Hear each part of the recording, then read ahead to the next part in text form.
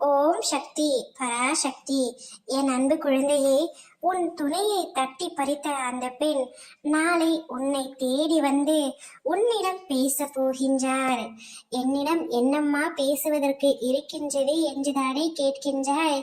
நான் உனக்கு முன்கூட்டியே எச்சரிக்கின்றேன்.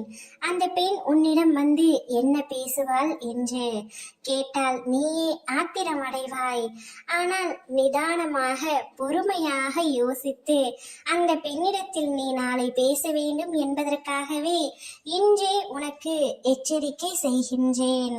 நாளை அந்த பெண் உன்னிடத்தில் வந்து உன் துணையை எனக்கே கொடுத்து விடுங்கள் என்று உன்னிடம் கேட்க போகின்றார்.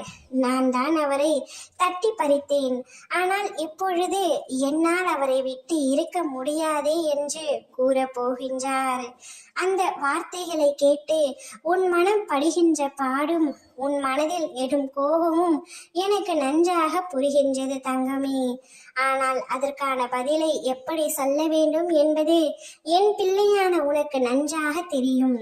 நீ உன் துணையை சற்றும் யாருக்கும் விட்டு கொடுக்க விரும்பவில்லை என்பது எனக்கு தெரியும். மனதளவில் கருத்து வேறுபாடுகள் இருந்தாலும் நீ அவரை இன்று வரை நேசித்து கொண்டுதான் இருக்கின்றாய்.